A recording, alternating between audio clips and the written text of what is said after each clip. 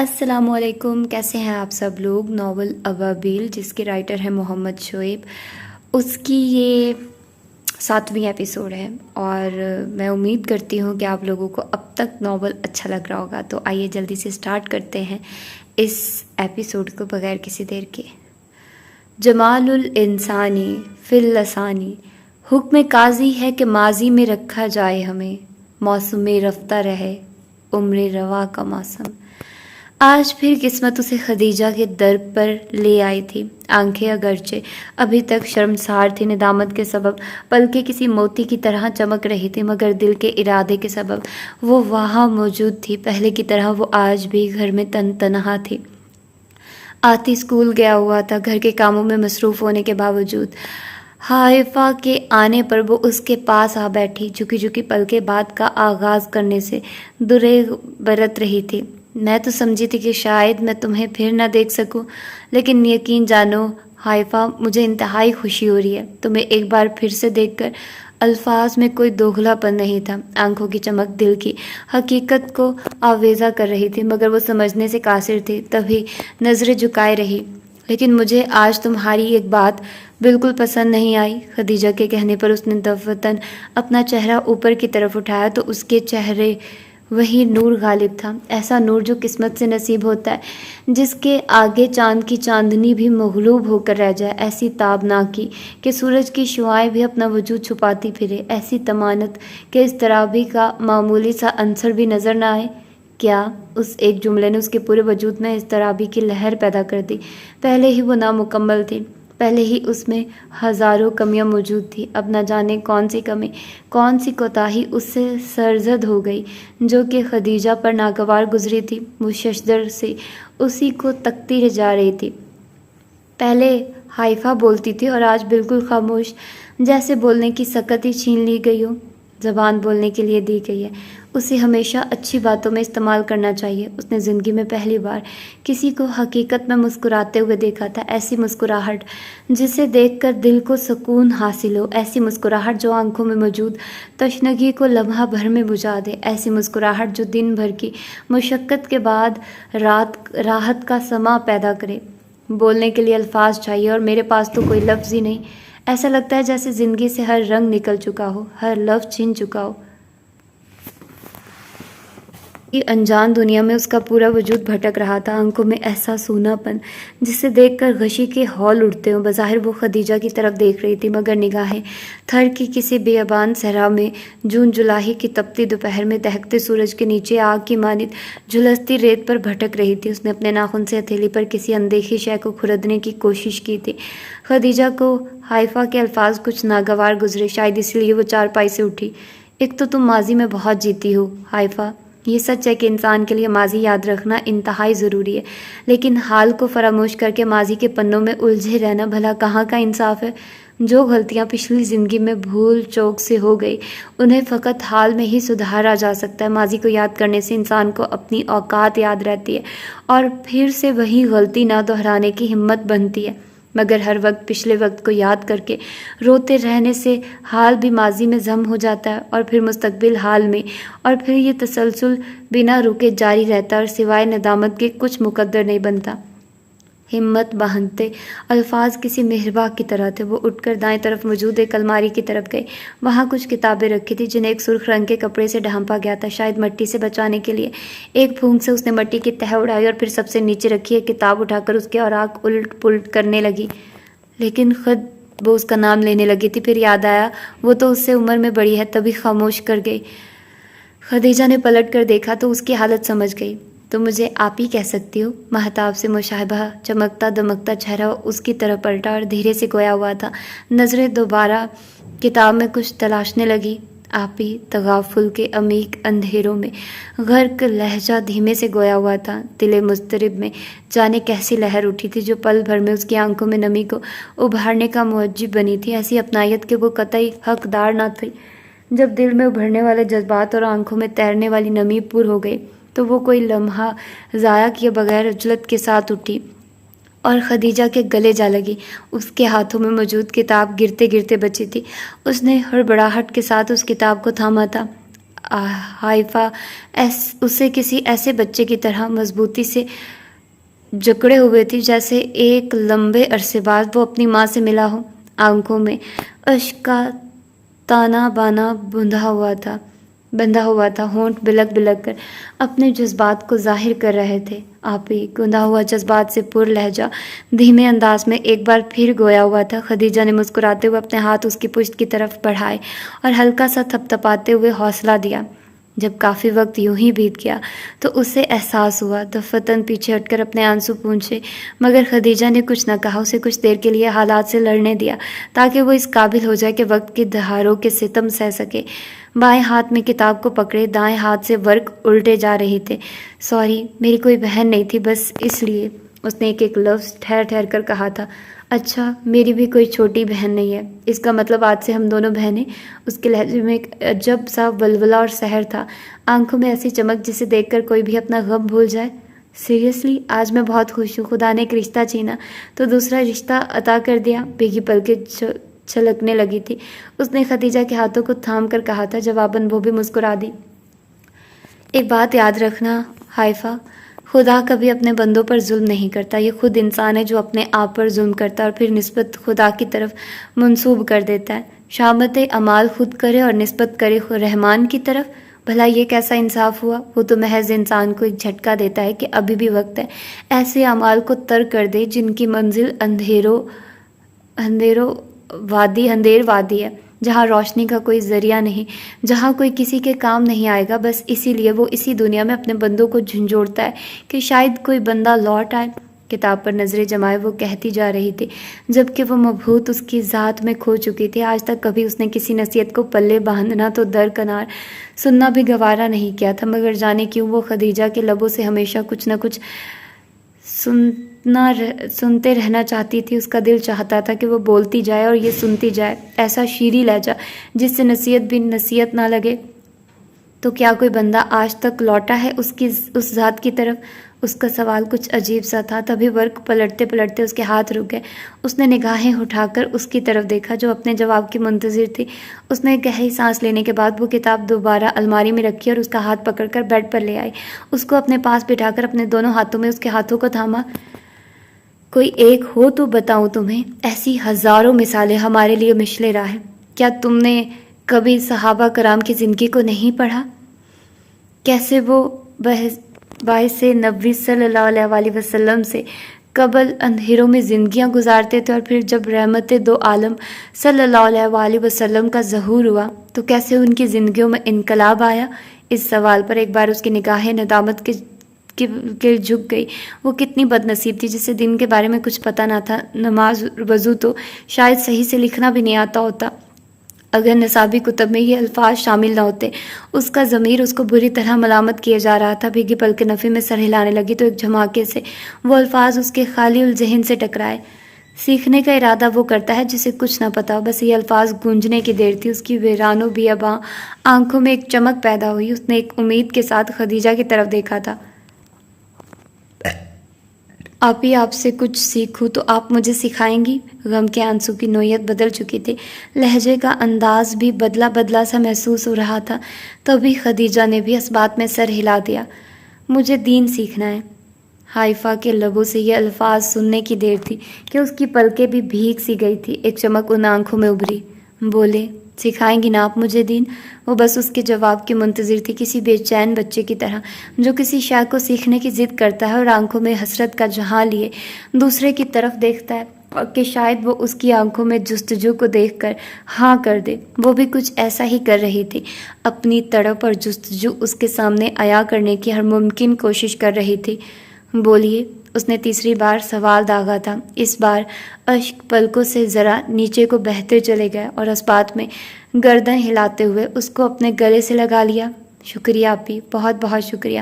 آپ جانتی نہیں ہیں مجھے کتنی خوشی ہو رہی ہے، جذبات میں گندھا ہوا لہجہ کہتا جا رہا تھا۔ جہازیب صاحب بستر میں لیٹے فائل پڑھ رہے تھے۔ دائیں طرف کی ٹیبل پر ہاٹ کافی رکھی تھی جس سے تسلسل کے ساتھ نکلتی بھانپ ہوا میں فنا ہو رہی تھی۔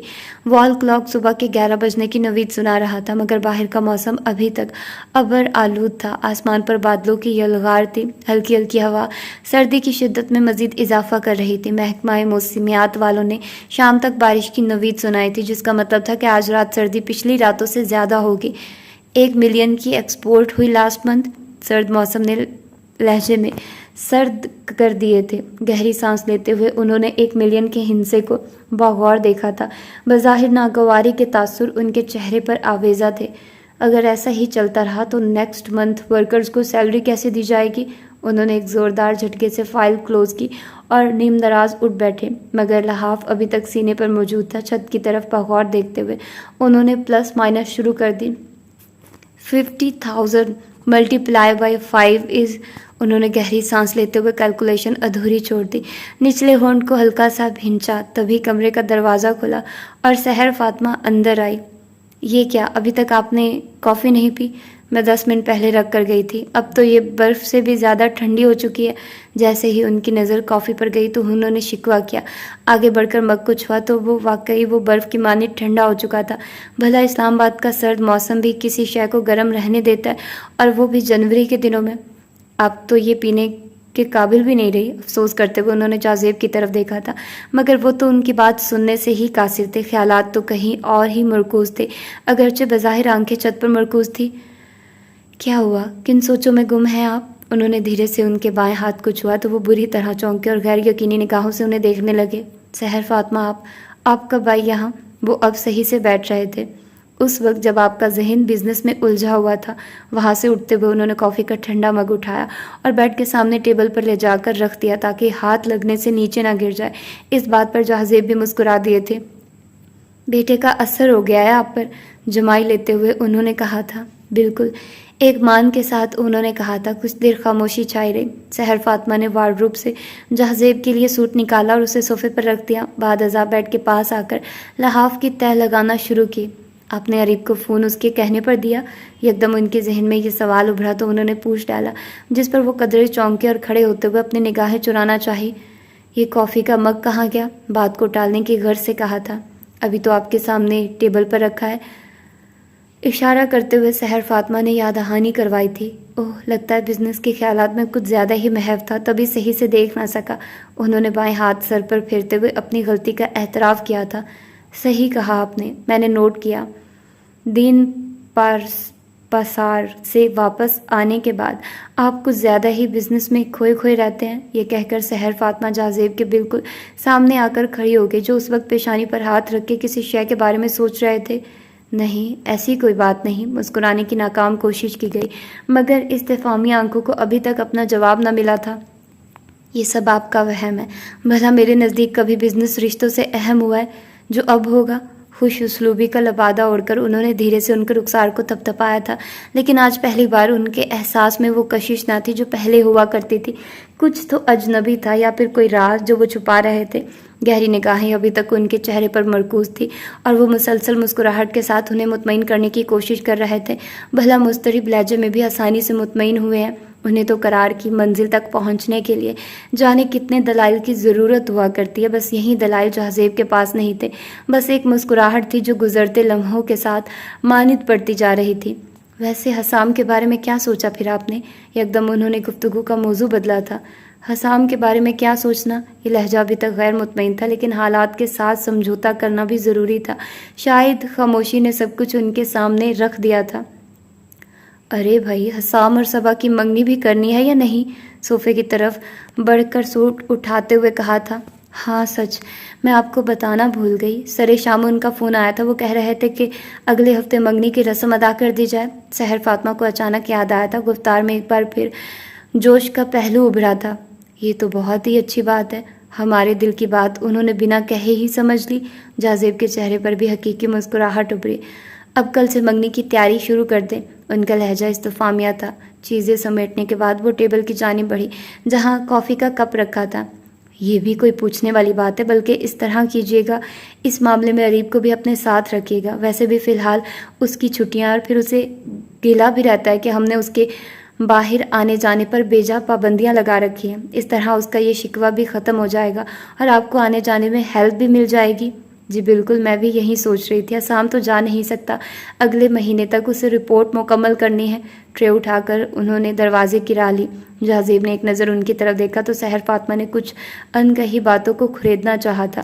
خاموش نگاہوں میں ایک طوالت پکڑتی جستجو نقطے پر پہنچ ہی چکی تھی جب انہوں نے اپنی نگاہوں کو برجستہ پھیر لیا تھا اور واش روم کی طرف چل دیے۔ کچھ لمحے اپنے پاؤں کی طرف بنا مقصد کے دیکھا اور کمرے سے باہر چل دی۔ یہ کیا کہ روز ایک سا غم، ایک سی امید، اس رنج بے خمار کی اب انتہا بھی ہو۔ چھت کو گھورتے ہوئے کہیں گھڑیاں بیچ چکی تھی مگر نیند تھی کہ اب تک خفا تھی۔ بے ہنگم و بے صورت ٹائلیں جن کے خد و خال اندھیرے میں مزید بھیانک لگ رہے تھے، وہ انہی پر نظر جمائے ایک لامتناہی سوچ میں ایسے ڈوبا ہوا تھا جیسے صدیوں کی مسافت طے کر رہا ہو۔ ناک کی سیدھ میں دیکھتا ہوا وہ انجانی منزل کی طرف سوچ کے گھوڑوں کو بھگاتا لے جا رہا تھا۔ آنکھیں جو نیند سے اگرچہ بوجھل ہو چکی تھی اور جنہیں آرام کی اشد ضرورت تھی، مگر وہ انہیں جبراً سوچوں کی ڈگر پر گامزن کیے ہوئے تھا۔ ایک عکس جو مبہم بھی تھا اور واضح بھی، دل و دماغ کی دنیا میں رچ بس جانے والا، خوابوں کے بیچ کو سیراب کرتا، ایک بیگانے وجود کا تعاقب کرتا دکھائی دے رہا تھا۔ لہراتا ہوا آنچل، ایک ادا سے مسکراتا ہوا چہرہ اس کی ویران آنکھوں میں نمی کا باعث بن رہا تھا۔ ایک بات پوچھوں ابان؟ اس کا شوخ لہجہ آج بھی کسی قدر اس کے دل میں گھر کیا ہوا تھا، تبھی تو وہ اس خیال کو بھی حقیقت گمان کیے ہوئے تھا۔ ہاں پوچھو۔ اس دن میں اس کے لیے گجرے لایا تھا جن کی خوشبو کو وہ اپنے جسم میں اتارتی ہوئی دکھائی دے رہی تھی۔ کتنی محبت کرتے ہو تم مجھ سے؟ ایک بے تکا سا سوال تھا جسے سن کر وہ ایک لمحے کے ششدر رہ گیا۔ یکٹک اس سے ایسے شکیلہ کو دیکھنے لگا جیسے اس نے میتھ کا ایسا سوال حل کرنے کو کہہ دیا جس کو حل کرنے کا کوئی فارمولہ نہ ہو، جبکہ وہ اپنی نظروں کو ابھی تک گجروں پر مرکوز کیے ہوئے تھی۔ بتایا نہیں تم نے کتنی محبت کرتے ہو تم؟ بے دھیانی سے سوال دہرایا اور اپنا آنچل اس شوق سے لہرایا کہ اس کا چہرہ ایک لمحے کو ڈھک سا گیا تھا، پھر دھیرے دھیرے نیچے کو سرکتا چلا گیا۔ اس کے آنچل کی خوشبو سانسوں کے ذریعے جسم میں اترنے لگی تھی جبکہ وہ اس سے بے خبر تھی۔ اتنی محبت کے لفظوں میں اظہار نہیں ہو سکتا۔ خوابدیدہ لہجہ گویا ہوا تو اس نے عمیق نگاہوں سے حقیقت دیکھنا چاہی تھی، وہ بھی کھوئے کھوئے لہجے میں اس کی صورت تکتا جا رہا تھا جب اس نے ایک نیا انکشاف کیا تھا۔ اس کا مطلب ہے تم میرے لیے کچھ بھی کر سکتے ہو۔ دیکھتے ہی دیکھتے وہ انتہائی قریب آ چکی تھی مگر خوابدیدہ لہجہ ابھی تک اپنے محبوب کو تک رہا تھا۔ کوئی شک ہے تو کچھ کہہ کر دیکھو۔ محبت کا خمار ہر حد کو پار کر چکا تھا۔ تو اپنی فیملی سے قطع تلقی اختیار کر لو۔ مجھے صرف ابان چاہیے، ابان کی فیملی نہیں۔ یکدم ایک بم اس کے سر پر پھوڑا گیا تھا۔ وہ ہچکولے کھاتا ہوا خواب محبت سے ہوش میں آیا تو سب کچھ دھندلا سا دکھائی دیا۔ وہ چاہت، وہ محبت جو خوشنما لبادے میں لپٹی اس کو بھلے لگ رہی تھی، یکدم کسی تاریک اور اندھیر رات میں بھٹکے ہوئے اس مسافر کی طرح لگنے لگی جو بیاباں صحرا کے بیچوں بیچ آ کھڑا ہوا ہو اور منزل گمنام ہو۔ یہ کیا کہہ رہی ہو تم؟ ہکلاتے ہوئے وہ 2 قدم پیچھے کو کھسک گیا تھا۔ وہی جو تم نے سنا۔ وہ یکدم سپاٹ لہجہ اختیار کر گئی تھی مگر اس لہجے کی سفاکیت کہیں نہ کہیں آج بھی اس کمرے کی فضا میں گم تھی۔ وہ اس سیاہ رات میں ان لفظوں کی گونج محسوس کر سکتا تھا، تبھی آنکھوں سے نہ چاہتے ہوئے بھی آنسو لڑک گئے تھے۔ کروٹ بدلی تو دیواروں کو اپنے اوپر ہنستا ہوا پایا، آنکھیں موندی تو اس کا چہرہ ایک بار پھر اپنے سامنے محسوس کیا۔ کیوں شکیلہ، کیوں کیا تم نے یہ ایسا؟ وہ گلوگیر لہجے میں دھیرے سے انجان وجود کو سامنے گمان کرتے ہوئے مخاطب ہوا تھا اور برجستہ اٹھ بیٹھا۔ شاید وہ اب سو بھی نہیں سکتا تھا، تبھی کمرے سے نکل کر اس در و دیوار کی قید سے باہر نکل آیا۔ مگر یادیں بھی بھلا در و دیوار کی محتاج ہوا کرتی ہیں۔ باہر صحن میں بھی اس کی یادیں تعاقب کرتی رہی اور وہ بے سود ان یادوں کا شکار ہوتا چلا گیا۔ سرد یادوں کی طرح موسم بھی اگرچہ سرد تھا مگر وہ ننگے پاؤں آگے بڑھتے ہوئے پانی کے نل کے پاس جا رہا تھا، تبھی اسے سیڑھیوں کی طرف سے کسی شے کے گرنے کی آواز آئی۔ وہ پلٹا اور اپنے گمان سے نکل کر ہال میں داخل ہوا۔ اس وقت کون ہے وہاں؟ اس نے سوچا تھا اور دھیمے قدموں کے ساتھ سیڑھیوں کی طرف چل دیا۔ وہاں پاکیزہ تھی جو سیڑھیوں پر بیٹھی ہوئی تھی۔ اس کے قدموں کے پاس ہی ایک گلاس گرا ہوا تھا، شاید سرد ہوا کے جھونکے کو برداشت نہ کر سکا۔ پاکیزہ تم ابھی تک جاگ رہی ہو؟ وہ اسے رات کے اس پہر جاگتا دیکھ کر چونکا تھا اور آگے بڑھ کر اسے بغور دیکھا تو بے جان سی آنکھوں میں ہزاروں خوابوں کو بھٹکتا ہوا دیکھا، خواب بھی ایسے جن کا کوئی کنارہ نہیں تھا، بنا زمین و آسمان کے ہوا میں معلق روئی کے گالوں کی طرح کبھی یہاں تو کبھی وہاں اڑتے جا رہے تھے، جیسے ان کی کوئی حقیقت ہی نہیں۔ اس نے اگرچہ نظریں چرا کر اپنی مضطرب کیفیت کو چھپانا چاہا تھا، لیکن وہ تو پہلی ہی نظر میں بھانپ چکا تھا۔ اس کی نگاہوں اور سوچ کے زاویوں کو منتشر کرنے کی خاطر اس نے گرے ہوئے گلاس کو اٹھایا اور ساتھ ہی سیڑھی پر رکھ کر دور و دیوار کی سیاہی کو دیکھا تو ہر سو ہو کا عالم تھا۔ ہوا کی سرگوشی سماعت میں گونج رہی تھی۔ اسلم کے بارے میں سوچ رہی ہوں؟ اس نے خود ہی سوال کیا تھا، مگر وہ مسلسل اپنی نظریں چرا رہی تھی۔ دوپٹے کے گرے ہوئے پلو کو دوبارہ کندھے پر لپیٹا اور نفی میں گردن ہلائی۔ نہیں، آواز میں نمی کا ایک جہاں آباد تھا، اگرچہ موسم خن کی حد سے زیادہ تھی، مگر لہجے ابھی تک آبدیدہ تھے۔ تم فکر کیوں کرتی ہو؟ میں ہوں نا، اس کے جواب کی تردید کرتے ہوئے دو بول حوصلے کے بولے تو اس کے لبوں پر جانے کیوں بے معنی بے وزنی مسکراہٹ ابھر آئی تھی، جو شاید اپنا وجود بھی برقرار نہ رکھ سکے۔ آپ کا تو پہلے ہی ہم پر بہت بڑا احسان ہے۔ ماضی کی یادیں امڑتی چلی آ رہی تھی، وہ بھی نظریں چرا کر رہ گیا۔ وہ احسان نہیں، میرا فرض تھا۔ مدھم سی آواز فضا میں گونجی تھی۔ پاکیزہ بھی اب چولہے کی طرف چل دی تھی۔ ہاتھ میں گلاس تھا جسے وہ دائیں جانب رکھے اسٹینڈ پر رکھ رہی تھی۔ لیکن میرے لیے یہ فرض نہیں، کسی احسان سے کم نہیں۔ اگر آپ بھابھی کے کہنے پر چلے بھی جاتے تو ہم کیا کر لیتے؟ ایک پل کے لیے خاموشی انجان وجود کی طرح دونوں میں حائل ہو گئی۔ وہ اسٹینڈ پر نظریں جمائے اپنی قسمت کی لکھی تحریر کو پڑھنے کی کوشش کر رہی تھی، جبکہ وہ مبہوت رات کے اندھیرے میں بنتے ہوئے والے عکس کو زمین پر کہیں تراش رہا تھا، جنہیں غم کے موسموں نے اپنی لپیٹ میں لے کر نگاہوں سے اوجھل کر رکھا تھا۔ ویسے بھائی، بھابھی کا جواز بھی صحیح تھا۔ ہر لڑکی کا خواب ہوتا ہے کہ وہ اپنے گھر کو اپنے ہاتھوں سے سینچے، اسے سجائے۔ شوہر کی کمائی پر فقط اسی کا حق ہو۔ آخر وہ اسی ایک شخص کی خاطر تو اپنا سب کچھ چھوڑ کر آتی ہے۔ اب بھلا اس شخصیت میں بھی کوئی شریک ہو جائے تو اس لڑکی کی قربانیاں تو رائگاں چلی گئی نا۔ وہ یکدم پلٹ کر گویا ہوئی تھی اور ابان کے ویران چہرے پر اپنے جواب تراشنے لگی، جو آج بھی انہی لمحوں میں جی رہا تھا جن پر اب اس کا کوئی حق نہیں تھا۔ آنکھیں کسمسا سی گئی۔ ابھرتی چمک میں نمی نے بھی اپنا حصہ ڈالا، لیکن اس نے بڑی مہارت کے ساتھ اپنے گلوگیر لہجے کو ضبط کیا۔ لیکن مرد محض ایک شوہر بن کر ہی تو زندگی نہیں گزار سکتا۔ اور بھی کئی رشتے ہیں جن کا اسے پاس رکھنا پڑتا ہے، کبھی بیٹے کی صورت میں تو کبھی ایک بھائی کی صورت میں۔ فقط ایک فرض کی خاطر باقی فرائض کو پسے پش ڈالنا زندگی تو نہیں۔ خوابدیدہ لہجے میں اس نے حقیقت کو جتلانا چاہا تھا، شاید اسے یا پھر شاید اپنے آپ کو۔ ٹھیک کہا آپ نے، مگر بھائی، کوئی بیچ کی راہ بھی تو نکالی جا سکتی تھی نا۔ اس نے پلٹ کر عمیق نگاہوں میں جھانکنا چاہا تو سوائے ویرانی کے کوئی ہمنوا نہ ملا۔ ایک طویل خاموشی، دل چیر دینے والی مگر پھر بھی اپنی جگہ پر قائم، نکالی جا سکتی تھی اگر وہ کچھ کہتے کہتے خاموش ہو گیا، جس کا مطلب وہ اچھے سے جانتی تھی۔ تاریک رات میں چمکتی آنکھیں ایک عجیب سی کشش سموئے ہوئے تھی۔ وہ پلٹا اور برآمدے میں بچھی چارپائی کی طرف بڑھا تھا۔ پاکیزہ بھی کچھ لمحے یوں ہی کھڑی رہی اور پھر اس کے پاس گئی۔ شاید ہماری قسمت میں ہی سمجھوتا کرنا لکھا ہے۔ اپنی قسمت کو بھی ابان سے تشبیہ دیتے ہوئے وہ کھوئے کھوئے لہجے میں گویا ہوئی تھی، جس پر وہ تڑپ اٹھا۔ نہیں، ایسا مت کہو، سمجھوتا کرنا بہت مشکل ہے۔ جیتے جاگتے انسان کو کانٹوں سے سجے سیج پر چلنے پر مجبور کر دیتا ہے۔ یہ سمجھوتا ایک ایسی شے ہے جس کا کوئی وجود تو نہیں، مگر ایک وجود سے بڑھ کر ہے، جس کی راہیں خوشبوؤں سے خالی، خوشیوں سے دور، چاہتوں سے الگ تھلگ، ویرانوں بیابان جنگلوں کے گرد منڈلاتی ہیں، جس کے اطراف میں فقط کانٹے دار جھاڑیاں ہیں جن سے دامن چھڑانا انتہائی مشکل ہے۔ ان جھاڑیوں میں اگر ایک بار بھی دامن الجھ جائے تو چاک ہوئے بغیر نہیں رہتا۔ آنسو بہتے چلے جاتے ہیں، درد بڑھتا چلا جاتا ہے، مگر اس سمجھوتے نامی شے کو کوئی ترس نہیں آتا، جو اگر ایک بار سمجھوتا کر لے تو ساری عمر انہی سمجھوتوں میں گزر جاتی ہے اور آخر میں صرف خالی ہاتھ باقی رہ جاتے ہیں، فقط خالی ہاتھ۔ خوابدیدہ لہجے نے ایک نیا انکشاف کیا تھا، انکشاف بھی ایسا جو شاید حقیقت سے بالا تر ہی صحیح، مگر اپنی حیثیت ضرور رکھتا تھا۔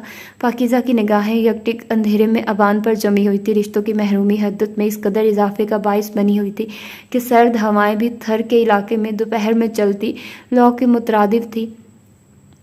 میں نہیں چاہتا کہ میری طرح تم بھی سمجھوتا کرو۔ اس کڑوے زہر کو میں تمہاری زندگی کا حصہ کبھی نہیں بننے دوں گا۔ وہ ایک ولولے کے ساتھ، جو بظاہر کسی شکست خوردہ شخص کی طرح تھا، پلٹا تھا۔ پاکیزہ ان نگاہوں میں ہجر کے لمحات میں جھلسنے والے وجود کو دیکھ سکتی تھی، جس کا پور آج بھی ماضی میں جی رہا تھا۔ اسلم نے نکاح کی تاریخ مانگی ہے نا؟ تو پھر ٹھیک ہے، اگلے ہفتے ہی تمہارا نکاح ہوگا۔ اگلے ہفتے لہجہ آہستہ آہستہ دھیما ہوتا چلا گیا، جبکہ وہ ابھی تک ان لفظوں پر غور کر رہی تھی۔ اسے ایسا لگا جیسے وہ کوئی خواب دیکھ رہی ہو جو حسین تھا، یا پھر قابل افسوس اس کا فیصلہ کرنا ابھی باقی تھا۔ لیکن اس نے اپنا ہاتھ ہوان کے شانوں تک بڑھایا تھا، فقط انگلی کے پور ہی مس کیے ہوں گے کہ وہ ان کی پرواہ نہ کرتے ہوئے آگے بڑھ گیا، اور اس کا ہاتھ ایک وقت تک فضا میں معلق رہا۔ آنکھوں میں تیرتی نمی رات کے دھندکے میں مزید گہری ہوتی جا رہی تھی۔ چلتی ہوائیں بھی ایک لمحے کو تھم گئی۔ کوئی سوال نہیں، کوئی جواب نہیں۔ میں کل امی سے کہہ دوں گا کہ تمہارے نکاح کی تیاری کرنا شروع کر دے، اور جو بن پاتا ہے بنائے۔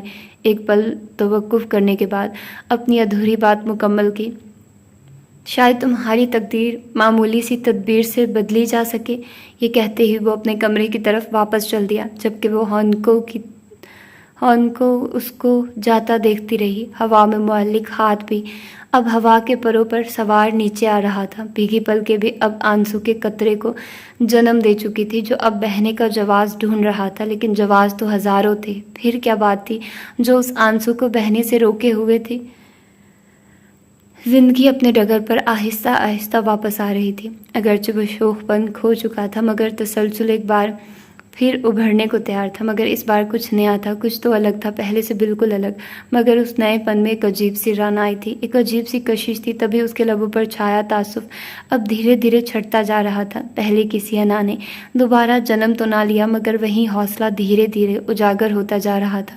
اس نے اب جبھی کے ساتھ کالج جانا بھی شروع کر دیا تھا۔ کالج کی اساتذہ بھی حائفہ کے اندر پیدا ہونے والی تبدیلی کو دیکھ کر حیران تھی۔ وہ کسی بھی زاویے سے پہلے کسی حائفہ نہیں لگ رہی تھی۔ سادہ سی ایک معمولی سی لڑکی، جن ہونٹوں پر ہمیشہ لپ گلوز کا ایک جہاں آباد رہتا تھا، وہاں اب خشکی چھائی ہوئی تھی۔ جن آنکھوں میں کاجل بسیرا کرتے تھے، اب سرمے نام کی بھی کوئی شے نہیں تھی۔ بڑھے ہوئے ناخن بھی اب کسی افسردہ و شکستہ درخت کی مانند خستہ حالی کا شکار تھے۔ بالوں کی کٹنگ بھی بے ہنگم سی تھی۔ یونیفارم میں اگرچہ کشش تھی، مگر چہرے پر انتہائی سنجیدگی کا دورہ تھا۔ جو کوئی اسے دیکھتا ہمیشہ کی طرح دیکھتا ہی رہ جاتا، مگر اس بار ان نگاہوں میں رشک کی بجائے افسوس کے جذبات ابھرتے تھے۔ آج بھی وہ کالج سے سیدھی اپنے کمرے کی طرف آ رہی تھی جب اریب اس کے راستے میں موجود ہوا۔ وہ اس وقت بلائی منزل کی راہداری میں تھی۔ السلام علیکم۔ اریب کو دیکھتے ہی حائفہ نے دعا سلام کا آغاز کیا۔ اریب نے بھی بنا چونک کے جواب دیا تو وہ دھیرے سے سائڈ سے کھسکتے ہوئے اپنے کمرے کی طرف چل دی، جبکہ اریب بھی اس کے تعاقب میں تھا۔ کیسی ہو تم؟ کیچن کو دائیں ہاتھ کی انگلی میں گھماتے ہوئے وہ لاپرواہ سا دکھائی دے رہا تھا۔ ہاف بازو ٹی شرٹ پر بلو کلر کی شرٹ پہنے ہوئے تھا، جس کے بٹن کھلے تھے اور اس کے تیز تیز قدم اٹھانے پر ہوا میں لہرا رہے تھے۔ مجھے کیا ہونا تھا، ٹھیک ہوں میں۔ ہمیشہ کی طرح اریب کے ساتھ بات کرتے ہوئے اس کے رویے میں ترشی تھی۔ ایک پل کے لیے شکن کو پیشانی پر ابھارا، مگر اگلے ہی لمحے وہ پرسکون دکھائی دے رہا تھا۔ کمرے میں داخل ہونے کے بعد اس نے صفحے پر اپنا ہینڈ بیگ رکھا۔ لیکن لگتا تو نہیں ہے، تمہاری لکیریں بتا رہی ہیں تم آج بھی افسردہ ہو، بس زندگی کی طرف واپس آنے کی کوشش کر رہی ہو، یکدم اس نے سنجیدہ لہجے میں کہا تھا، جس پر وہ پلٹی اور ایک گہری نگاہ اس کے وجود پر ڈالتے ہوئے وارڈروب کی طرف بڑھ دی۔ میں تو اس میں برا ہی کیا ہے، واپس آ رہی ہوں، کیا یہ اچھی بات نہیں ہے؟ وہ اریب کی صلاحیتوں سے بخوبی واقف تھی، جب ہی سے دوستی کے بعد بھلا اس گھر کی خبریں کہاں راز رہ سکتی تھی۔ اچھی بات ہے۔ وہ بنا پوچھے بیڈ پر دراز ہوا اور اس بات میں گردن ہلا دی۔ لیکن انسان کو منافقانہ رویہ اختیار نہیں کرنا چاہیے، اس نے چھت پر نظریں جمائے ہوئے کہا تھا، جس پر اس کے ہاتھ برجستہ ساکت ہو گئے۔ وارڈروب سے کیا نکالنا چاہ رہے تھے لمحہ بھر میں بھول گئے۔ آنکھیں جانے کس منزل پر مرکوز تھی، کون سے مناظر کو اپنے سامنے سے گزار رہی تھی۔ فی الحال وہ خود بھی سمجھنے سے قاصر تھی۔ جب سے خدیجہ سے ملاقاتیں ہو رہی تھی، اس کا دل جانے کیوں ہر شے سے اچاٹ ہوتا جا رہا تھا۔ کوئی شے بھی اس کو پہلے کسی حسین نہیں لگتی تھی۔ وہ خود بھی حیران تھی کہ ہر شے کو اپنی انا پر تولنے والی لڑکی آج کیسے ہر شے پر سمجھوتا کر رہی ہے۔ دنیا کی رنگینیوں میں کھو کر اپنے وجود سے باہر دیکھنے سے بھی اجتناب کرنے والی لڑکی آج کیسے اپنے وجود کو بھول کر ایک انجان منزل کی طرف چل پڑی تھی۔ منزل بھی ایسی جس کی پہلی سیڑھی چڑھتے ہی اس کے قدم لڑکھڑانے لگے تھے۔ وہ خود نہیں جانتی تھی کیا اس راستے پر چل کر منزل مقدر بنے گی بھی یا نہیں، مگر اور کوئی راستہ بھی تو نہیں تھا۔ کیا ہوا، کن خیالوں میں گم ہو؟ چھت کے کنارے سے سرکتے ہوئے جیسے ہی نگاہیں حائفہ پر گئی تو اسے عمیق سوچوں میں ڈوبا ہوا پایا۔ خیالوں کی دنیا کو جھڑکتے ہوئے اس نے نفی میں سر ہلا دیا۔ یہ جانتے ہوئے بھی کہ مجھ سے جھوٹ نہیں بول سکتی، جھوٹ بولنے کی کیوں کوشش کر رہی ہو؟ وہ کب میں کو اٹھ کر اس کے پاس آ گیا. اسے علم تک نہ ہوا تھا. اس کو اپنے بالکل قریب دیکھ کر وہ ایک لمحے کے لیے بوکھلا گئی تھی. لمحے سے پہلے خود کو پیچھے کی طرف کھسکایا تو اریب نے بھی اس کی سوچوں کو پڑھ لیا. ابھی بھی تم مجھے ناپسند کرتی ہو؟ سنجیدہ لہجے میں اس نے استفسار کیا تھا. مجھے دیر ہو رہی ہے. جواب دینے کے بجائے اس نے بیچ کا راستہ اختیار کیا تھا. چہرے پر ابھرنے والی شکنوں کو پڑھنا چاہا تو اس نے اپنی نگاہیں پھیر لی. ہاتھوں میں موجود ڈریسز کو ہینگر سے نکالتے ہوئے مزید کہا, ملنے بھی جانا ہے, سو پلیز ڈونٹ مائنڈ. وہ ابھی تک نگاہیں ملانے سے اجتناب کر رہی تھی. اچھا, کس سے ملنے جانا ہے؟ میں لے کر چلا جاتا ہوں. اس نے بات کو ٹالتے ہوئے گفتگو کو ایک نیا موڑ دیا تھا. لبوں پر گہری مسکراہٹ کو نقش کرتے ہوئے اس نے حائفہ کی طرف دیکھا جو فی الوقت اس کو سمجھنے سے قاصر تھی. تمہیں تکلیف اٹھانے کی کوئی ضرورت نہیں, میں چلی جاؤں گی. اس نے بنا کوئی تاثر دیے جواب دیا تھا. تکلیف؟ اور وہ بھی مجھے؟ وہ اپنے آپ پر تمسخرانہ ہنس دیا. شاید بجھے ہوئے چہرے پر روشنی کی ایک کرن ابھارنا چاہی تھی جس میں وہ بری طرح ناکام ہوا تھا. مجھے کوئی تکلیف نہیں پہنچا سکتا. ہاں البتہ میں بہت سے لوگوں کے لیے تکلیف بنا ہوا ہوں. بلبلہ یکدم بجھتا دکھائی دیا اور ہانیہ کا تصور نہ چاہتے ہوئے بھی اس کے دماغ میں ابھرا جسے جھٹکنے میں اس نے لمحہ بھی ضائع نہ کیا. وہ کسی بھی طور پر اس کے بارے میں سوچنے کے حق میں نہ تھا. لیکن اس نے ابھی بھی تکلف برتتے ہوئے کہا تھا. وقت نے اسے ایسا کرنا سکھا دیا تھا جو کام ماں باپ نہیں سکھا سکتے. وہ وقت بہت اچھے سے سکھا دیتا اور اس کے ساتھ بھی کچھ ایسا ہی ہوا تھا. لیکن کچھ نہیں. تمہیں آج کے بعد جہاں بھی جانا ہو, غلام حاضر ہے. وہ تقریباً آدھا جھک گیا تھا جس پر پہلی بار اس کے چہرے پر ہلکی سی کسک نے جنم لیا. اس کا مقصد پورا ہو گیا. دل کو قرار آ گیا. جب دل میں بسنے والے آنکھوں کے سامنے خوش دکھائی دے تو ایک حقیقی خوشی خود بخود آپ کے مقدر کا حصہ بن جاتی ہے. وہ بھی پلکیں جھپکتے ہوئے مسکرا دیا اور دروازے کی طرف بڑھ کر ایک گہری سانس لی. کمرے سے نکل جانے کے بعد وہ سیدھا گیراج کی طرف بڑھا تھا جہاں سحر فاطمہ پہلے سے ہی اس کی منتظر تھی. کتنی دیر لگا دیتے ہو تم؟ تمہیں پتہ بھی ہے میں کتنی دیر سے تمہارا انتظار کر رہی تھی. معمولی سی خفگی ان کے لہجے سے آیا تھی مگر وہ سمجھنے سے قاصر تھا. کیا ہوا ماما جان, کوئی کام تھا کیا؟ وہ پرتجسس انداز میں گویا ہوا تھا. اور کیا نہیں, تمہیں کل بھی کہا تھا کہ جیولر کے پاس جانا ہے اور آج بھی. صبح سے تم دکھائی ہی نہیں دے رہے تھے. چلو اب یہ شاپنگ بیگ اٹھاؤ. اپنے نشست سے کھڑے ہوتے ہوئے انہوں نے حکم صادر فرمایا تو اس کے چہرے پر شکن خود بخود ابھر آئے. کسمساتے ہوئے جانے وہ کیا کہتا جا رہا تھا. سحر فاطمہ 2 قدم چل کر دوبارہ پلٹی تو اسے وہیں شش و پنج میں کھڑا پایا. اب کن سوچوں میں گم ہو تم؟ جانا نہیں ہے کیا؟ ابھی جانا ضروری ہے کیا؟ وہ دھیمے لہجے میں گویا ہوا تھا. چہرے کی شادابیاں بھی کھوئی کھوئی سی محسوس ہو رہی تھی. زندگی میں پہلی بار اسے حائفہ کے ساتھ کہیں جانے کا موقع ملا تھا اور وہ بھی اس سے چھنتا معلوم ہوا. جی ہاں بہت ضروری ہے. حسام کی منگنی کی تیاریاں نہیں کرنی کیا؟ چلو اب جلدی سے یہ سب سامان اٹھاؤ اور جلدی سے کار میں آؤ. یہ کہتے ہی وہ آگے بڑھ دی اور کار میں جا بیٹھی جبکہ وہ منہ بسورتا ہوا سامان اٹھانے لگا. اب ماما جان کو کیسے منع کروں میں؟ وہ منہ لٹکائے سوچ رہا تھا. ڈھیلے قدم کار کی طرف اٹھ رہے تھے. اس نے سارا سامان پچھلی سیٹ پر رکھا اور نظر دوبارہ اندرونی دروازے کی طرف دوڑائی جو ابھی تک بند تھا. حائفہ ابھی تک وہاں نہیں آئی تھی. کیا ہوا ریب؟ سحر فاطمہ نے ونڈ اسکرین کو نوک کرتے ہوئے استفسار کیا. کچھ نہیں. ہڑبڑاتے ہوئے اس نے نفی میں سر ہلایا. تو پھر جلدی کرو, دیر ہو رہی ہے. سحر فاطمہ کے بار بار اصرار پر وہ ڈرائیونگ سیٹ پر آ بیٹھا اور منہ لٹکائے ان کے ساتھ چل دیا. خیالوں میں ہی اکثر بیٹھے بیٹھے بسا لیتا ہوں ایک دنیا سہانی. سو کر اٹھے اسے زیادہ دیر نہیں گزری تھی تبھی وہ ابھی تک ٹراؤزر اور ٹی شرٹ پہنے ہوئے تھا. دھیمے دھیمے قدموں کے ساتھ وہ کچن کی طرف بڑھا اور جمائی لیتے ہوئے اس نے ایک نظر میں ہی پورے فلیٹ کو ٹٹولا تھا. ہر شے تقریباً بکھری پڑی تھی. صوفے کے کشن زمین کے رحم و کرم پر تھے تو قالین بھی سمٹا ہوا تھا. ٹیبل پر کافی کے خالی کپ ابھی تک ویسے ہی پڑے تھے. بسکٹ کے ٹکڑے بھی ٹیبل سے صوفے تک ایک قطار بنائے ہوئے تھے. ریموٹ بھی اپنی جگہ کا تعین کرنے میں ناکام دکھائی دے رہا تھا. کھڑکیوں کے آگے پردے بھی بے ہنگم سے دکھائی دے رہے تھے. سورج کی روشنی اگرچہ چھنتے ہوئے فلیٹ میں داخل تو ہو رہی تھی مگر آنکھوں کو چبھنے کی بجائے راحت کا سما پیدا کر رہی تھی. اس نے پلٹ کر دوبارہ نظروں کو کچن کی طرف مبذول کیا تو وہاں کا حال بھی کچھ زیادہ اچھا نہیں تھا. رات کو سونے سے قبل اس نے نل تقریباً کھلا ہی چھوڑ دیا تھا. پانی کی بوندیں ٹپ ٹپ گرتی جا رہی تھی. کافی کے دانے میں شیلف پر اپنا حصہ بنائے ہوئے تھے گویا پورے فلیٹ میں آخور کی بھرتی تھی. وہ سیدھا وارڈ کی طرف بڑھا اور ٹوتھ پیسٹ کو نکال کر دیکھا تو وہ بھی بالکل خالی ہو چکی تھی. اس نے منہ بسور کر اسے وہیں دے پھینکا. شیلف کی خوبصورتی میں ایک اور چیز کا اضافہ ہو گیا. وہ واپس پلٹا اور بیڈ روم کی طرف بڑھا. سستی اور کاہلی ابھی تک اس کے تعاقب میں تھی. اب اتنے سارے سامان میں ٹوتھ پیسٹ کہاں سے تلاش کروں؟ وہ کمرے میں آتے ہی دھڑام سے بیڈ پر جا گرا. آنکھیں چھت پر جمائی تو غنودگی بڑھ چڑھ کر اس پر ہلا بولنے لگی. کامیش، تم یہ سب ایسے ہی چھوڑ کر جاؤ گے؟ اریب کی آواز اس کی سماعت سے ٹکرائی تھی. اور کیا، اب لاہور ہی تو جانا ہے، وہ بھی صرف 1 ہفتے کے لیے. اب ایسے میں چیزیں کیا سمیٹنی؟ آ کر بھی تو ان کا یہی حال ہونا ہے. وہ شان بے نیازی کے ساتھ گویا ہوا تھا اور پلٹ کر واپس چیزوں کو بیگ میں تقریباً ٹھونس ہی رہا تھا، جس پر وہ گردن جھٹک کر رہ گیا. پڑھائی میں تو سست اور کاہل تو تھے ہی تم، اب گھرداری کے معاملے میں بھی تم ایسے ہی ہو. مجھے معلوم نہیں تھا. میں تو سمجھا تھا کہ ہاسٹل یا فلیٹ میں رہنے والے اسٹوڈنٹ زیادہ پنکچوئل اور اوبیڈینٹ ہوتے ہیں، لیکن تمہیں دیکھ کر تو لگتا ہے کہ وہ دانستہ اپنی بات ادھوری چھوڑ گیا تھا، جس پر اس نے جواب دینا اپنا فرض عین سمجھا تھا. جی نہیں، یہ سب تمہاری غلط فہمی ہے جناب. ہاسٹل یا فلیٹ میں رہنے والے اسٹوڈنٹ زیادہ کام چور، نکمے اور ڈس اوبیڈینٹ ہوتے ہیں.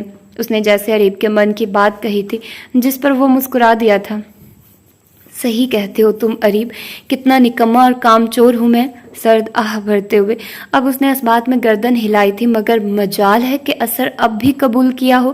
اس وقت بھی وہ دونوں بازوؤں کو سینے پر حمائل کیے چھت کو بغور گھورے جا رہا تھا، اور ایسا شاید وہ اب سارا دن کرتا رہتا اگر موبائل کی رنگ نہ سنائی دیتی. اس وقت کس نے یاد کر لیا مجھے؟ وہ حیرت و تجسس کے ملے جلے تاثر لیے اٹھ بیٹھا اور بیڈ کے سامنے رکھے صوفے پر کپڑوں کے ڈھیر کی طرف دیکھا، جہاں سے مسلسل موبائل کے بجنے کی آواز سنائی دے رہی تھی. اوف، اب اس ڈھیر میں موبائل ڈھونڈوں. ایک بار پھر وہ دھڑام سے لیٹ گیا. ایک لمحے کے لیے اگنور کر دیا، لیکن جب دوبارہ رنگ ہوئی تو مجبوراً اسے اٹھنا پڑا اور اس ڈھیر میں سے اپنے خیال کو نکالنا پڑا جو شاید اپنی زندگی کی آخری سانسیں لے رہا تھا. کپڑوں کے ڈھیر سے نکلتے ہی موبائل نے بھی جیسے سکھ کا سانس لیا تھا. ہانیہ. اسکرین پر ہانیہ عمر دراز کا نام دیکھ کر اس کا بجھا ہوا چہرہ چمک اٹھا تھا. ایک سیکنڈ بھی ضائع کیے بغیر اس نے فون ریسیو کیا. ہیلو ہانیہ، تم کیسی ہو؟ اچانک سے مجھے کیسے یاد کر لیا؟ خوشی میں اس نے ایک ساتھ ہی کئی سوال داغے تھے. اور سستی کا عالم تو دیکھو. واپس بیڈ پر جانے کی بجائے وہ وہیں کپڑوں کے ڈھیر پر ہی برا جمان ہو گیا تھا.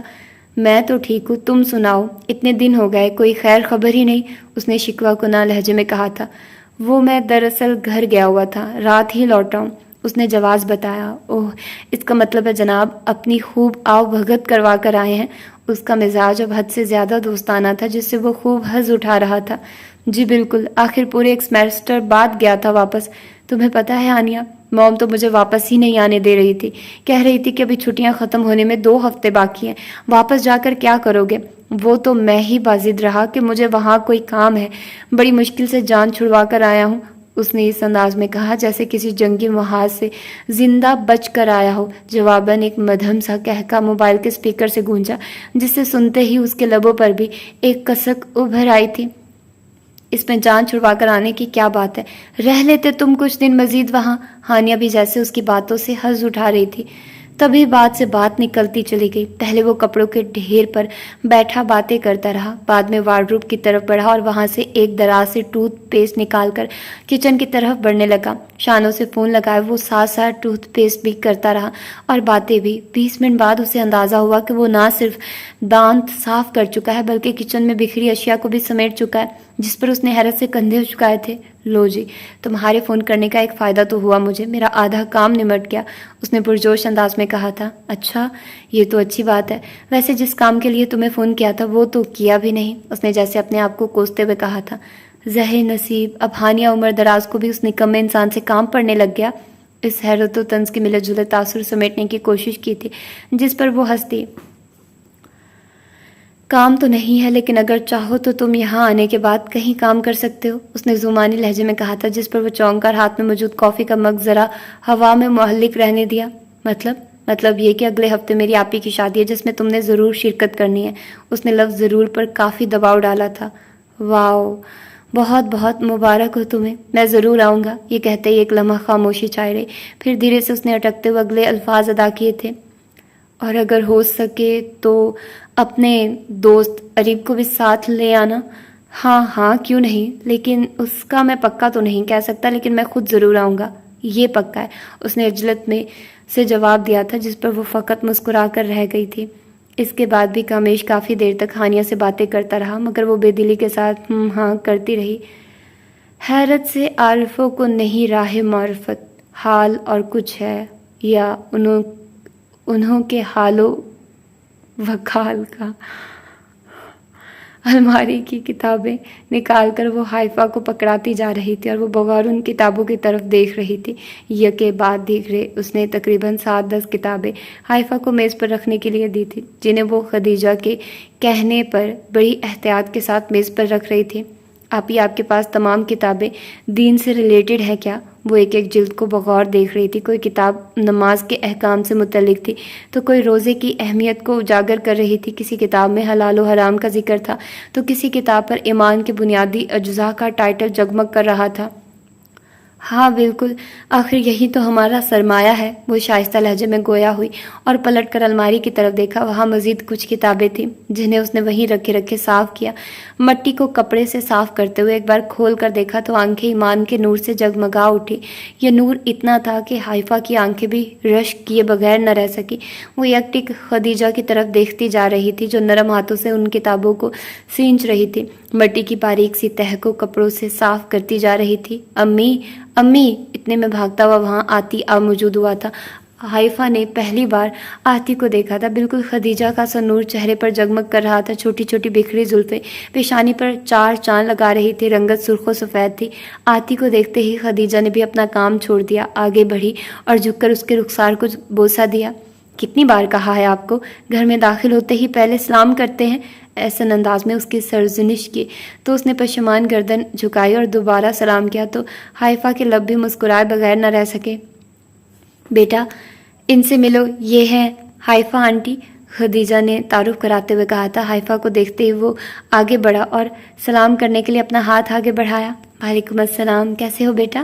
زندگی میں پہلی بار وہ کسی بھی بچے سے ملنے کے لیے اپنے گھٹنوں کے بل بیٹھی تھی۔ خاک اگرچہ اس کے کپڑوں کے گرد آلود کر چکی تھی مگر اس کو پرواہ نہ تھی۔ وہ ہاتھ جو خوشبوؤں میں غسل کرتے تھے آج خاک نشین ہو رہے تھے۔ ماضی کی یادیں آنکھوں میں سمانے کے لیے آگے بڑھی مگر وہ ان سے لڑنا سیکھ چکی تھی۔ میں بہت اچھا ہوں، آپ امی کی بہن ہو کیا؟ اس نے بچگانہ انداز میں کہا تھا، جس کے جواب میں وہ بس مسکرا دی تھی اور پلٹ کر خدیجہ کی طرف دیکھا جو آتی کے معصوم سوال پر مسکرا رہی تھی۔ آتی بیٹا، آپ کا اسکول کیسا رہا آج؟ ٹیسٹ اچھے سے ہو گیا؟ خدیجہ نے اس کی ٹائی کی نوٹ اتارتے ہوئے پوچھا تھا۔ جی امی، آپ کو پتہ ہے مس نے آج سرپرائز ٹیسٹ لیا تھا، کسی بچے کو نہیں آتا مگر میں نے فل مارکس لیے، وہ ہاتھوں کے اشارے سے بھی بتا رہا تھا۔ خدیجہ کے ساتھ حائفہ بھی آتی کی باتوں پر مسکرا رہی تھی۔ اس کی باتیں جانے کیوں حائفہ کے دل کو بہانے لگی تھی۔ بچے تو ہمیشہ اس کی چڑ رہی تھی لیکن آتی کو دیکھ کر اس کو اپنا فیصلہ بدلنا پڑا تھا۔ چمکتی آنکھیں ماضی کو کوسنے لگی کہ جانے کتنے حسین پل اس نے اپنے ہاتھوں سے گنوائے تھے۔ چلو پھر آج جا کر چینج کرو، میں ابھی آپ کے لیے کھانا گرم کر کے لاتی ہوں۔ کرسی پر رکھے آسمانی رنگ کے سوٹ کو آتی کے ہاتھ میں تھمایا اور پھر باہر کو چل دی۔ حائفہ بھی خدیجہ کے پیچھے پیچھے کچن میں آ گئی تھی۔ یہ کچن بھی زیادہ بڑا نہ تھا، بمشکل 3 سے 4 افراد کے کھڑا ہونے کی جگہ تھی، لیکن ہر شخص اپنی جگہ پر آراستہ کی گئی تھی، کوئی شے بکھری ہوئی نہ تھی۔ الماری سے سالن کا ٹفن نکال کر چولہا جلایا اور اسے گرم کرنے کے لیے رکھ دیا۔ ویسے تم نے تو آج سے پہلے کچن کا چہرہ بھی نہیں دیکھا ہوگا، خدیجہ نے اس کے چہرے کے بدلتے خد و خال سے اندازہ لگایا تھا، جس پر وہ حیرت سے چونکی۔ آپ کو کیسے معلوم؟ اس نے محو حیرت سے استفسار کیا تھا۔ بس دیکھ لو، پتہ چل گیا، ہلکے پھلکے انداز میں شانے اچکاتے ہوئے جواب دیا اور پھر ہاٹ پاٹ سے روٹی نکال کر گرم کرنے لگی۔ آپ باسی کھانا دیں گی آتی کو؟ روٹی سالن کو گرم کرتا دیکھ کر حائفہ سے سوال کیے بغیر رہا نہ گیا۔ باسی کہاں ہے؟ ابھی تمہارے آنے سے 5 منٹ پہلے تو بنا کر فارغ ہوئی تھی۔ خدیجہ کے سوال پر ماضی کی ایک جھلک نے اس کے دل و دماغ پر ایک زبردست ضرب لگائی تھی۔ اس دن وہ کالج سے سیدھا اپنے کمرے کی طرف جا رہی تھی جب ایک سرونٹ کو اس نے ہاٹ کافی کا کہا تھا۔ اس بیچاری سے غلطی فقط اتنی ہوئی تھی کہ اس نے 5 منٹ پہلے کی بنائی گئی کافی سرو کر دی، جس کا خمیازہ یہ نکلا کہ حائفہ نے وہ ساری کافی اس کے چہرے پر انڈیل دی تھی۔ اپنی کی گئی نادانیاں اس کی آنکھوں کے سامنے آیا تھی، چمکتی آنکھیں پشیمان دکھائی دے رہی تھی۔ ویسے جب سے آئی ہو میری مدد ہی کرتی جا رہی ہو، پہلے کتابیں ترتیب دینے میں مدد کی اور اب یہاں بھی۔ خیریت تو ہے نا؟ ہلکے پھلکے انداز میں اس نے بنا دیکھے سوال کیا تھا۔ گلوگیر لہجے میں وہ بس اس بات میں ہی سر ہلا سکی۔ تو پھر آج سے شروع کر دیں؟ चूल्हा बंद करते हुए उसने पूछा था, जिस पर वो चौंकी। क्या वही दीन भूल गई क्या? हैरत से उसकी तरफ देखते हुए कहा था, जिस पर वो पशेमान हुई। वो वाकई भूल चुकी थी। आती के वहाँ आने पर उसने खाना दिया तो वो खाना लेकर छत की तरफ चल दिया और वो दोनों कमरे में वापस आ गई। एक किताब हाथ में लेने के बाद वो दोबारा हाइफा से मुखातिब हुई। तो सबसे पहले क्या सीखना चाहोगी?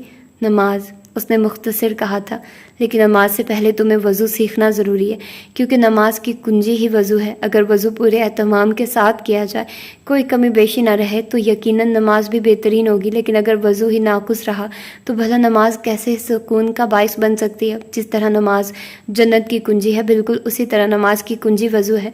ये कहकर वो हाइफा का हाथ पकड़ के बाहर ले आए। वैसे भी अब ज़ोहर का वक्त शुरू होने वाला है, पहले तुम मुझे वज़ू करते हुए देखो, फिर वैसे ही तुम भी अमल दोहराना। ये कहते ही उसने हाइफा के सामने वज़ू किया तो हाइफा एक एक शय को बगौर देख रही थी, हर अमल नोट कर रही थी। देखने में कितना आसान, मगर वो कितनी गाफिल थी। आंखें अश्कबार हो गई। ज़िंदगी की कितनी बहारें वो इस नेक अमल से महरूम रही। तुम्हें मालूम है हाइफा, क़यामत के रोज़ जब इंसान अपने बद अमालियों के सबब अंधेरे में डूबा हुआ होगा, तो वज़ू के दौरान जिन अज़ा को धोया जाता है वो वज़ू के सबब नूर से चमकेंगे। कोहनियों तक हाथों को धोते हुए कहा था। पानी की बूंदें टप टप चेहरे से गिरती जा रही थी।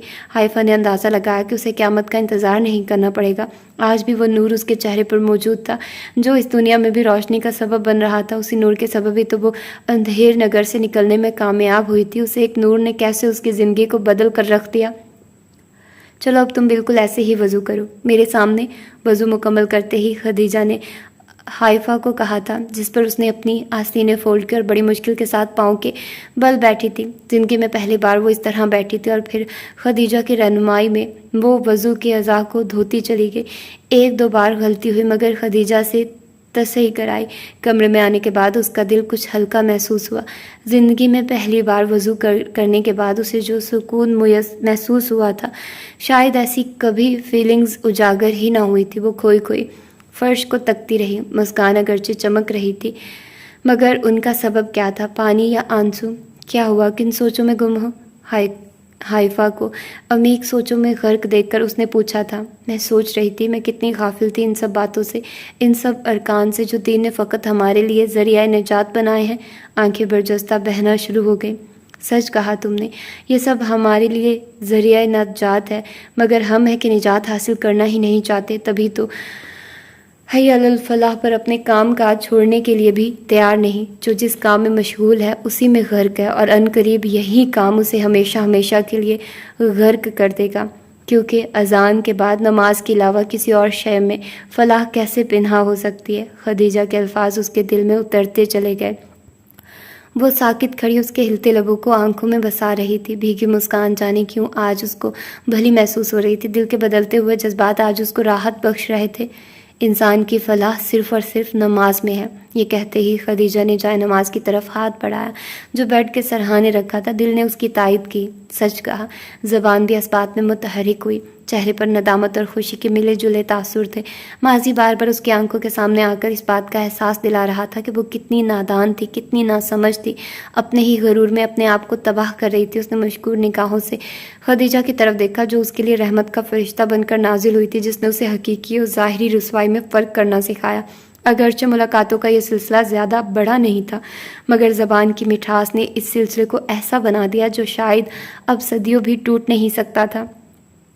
वेरी गुड, बहुत अच्छा नावल है ये, बहुत अच्छा जा रहा है, बहुत अच्छे इसमें सबक हैं, और मुझे तो बहुत मज़ा आ रहा है पढ़ते हुए। आप लोग अपना बताइए, और अगर आप लोगों ने सब्सक्राइब नहीं किया चैनल को तो करो यार, जल्दी से करो, और अपना फीडबैक दो और बताओ कि आप लोगों को नावल्स कैसे लग रहे हैं जो मैंने पढ़े हैं। नहल और इसके अलावा रात नावल कैसा लग रहा है, वो बहुत अच्छा। अगर आप लोगों ने अभी तक नहीं सुना तो जाकर उसको सुनिए। उसकी स्टोरी आजकल जितने भी नावल्स की स्टोरीज़ आ रही हैं वैसी ही है, और नहल नावल भी बहुत अच्छा रहा।